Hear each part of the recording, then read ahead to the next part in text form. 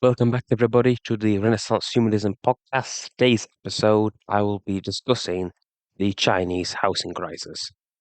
The Chinese political system over this decade will be critical for whether or not it will be able to survive or if the system will collapse in its current form due to a series of crises hitting the Chinese state, such as China's terminal demographic decline, its housing crisis, and the breakdown of globalization. It would be idiotic to predict the future of China and its political system, but throughout its long and bloody history of over 3,500 years or 4,000 years, depending on who you ask, China has periodically expanded, contracted, and descended into civil war, rebellions, and southern part of China, which is currently today is the most connected part to the rest of the world and the globalized system with city states and cities like Shanghai, Singapore, Hong Kong, neighboring regional city states, and those cities that could potentially break away from the north of China. Also, there have been modern factors of technology which I can't actually predict what will happen within China, which could alter the crises. The Chinese housing crisis caused by Chinese investment-based economic model, which means the resources capital flow towards the development and construction within China has artificially been rising the GDP. Investing in infrastructure leads to economic growth. Better infrastructure helps to build any nation's economy. This is the basis of Adam Smith's The Wealth of Nations, published in 1776. Also, since 1980, China has transformed itself from an agricultural economy into an industrial and urbanized economy within 40 years, with its population from being 80% of people living in rural areas to 80% of people now living in cities and urban areas.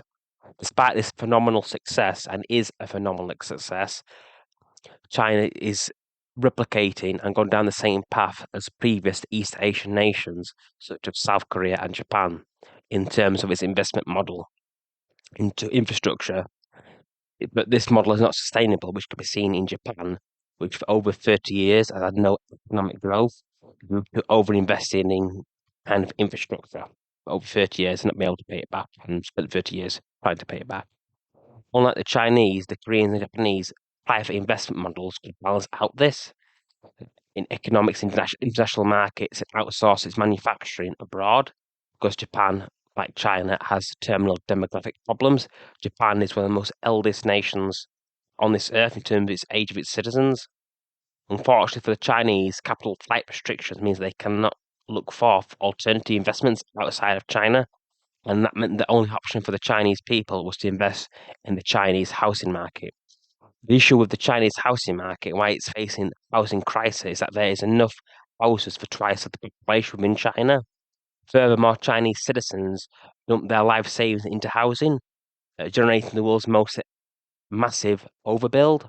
As China's collapse and its people's money is tied to useless real estate, it doesn't take much to imagine what will happen next. Let's just say Xi Jinping might be losing some of his fan base. People typically invest their capital into housing because, under normal circumstances, housing prices double every 20 years. As long as there's a high demand for housing, the prices will continue to rise. But because there's more houses available in the market than the people that demand, that means that price is going to drop. And those people in China get too old now to actually resave again for another 20, 30, 40 years to invest their money in some other options, which they don't have. That means when the system does come down, it might bring the entire political system down. As China facing many crises this decade, and it's to be seen whether or not China, as we know it, will be here next decade. The geopolitical analyst Peter Zine, he puts forward the idea that China will be losing half its population, most likely to famine, and that as an international political force, this decade might be China's last decade. And also, it does face the possibilities due to these crises that the nation could disintegrate or descend into chaos. But when it comes to looking at the future, getting my crystal ball out, for myself, I like to see what's going to happen. But either way, China is in for a rough decade, which we'll get to see and find out what actually happens. Thanks for listening to this episode. I hope you found it enjoyable. If you have any questions, please leave a comment. You can find me on Substack and Medium. And if you like my content, please subscribe.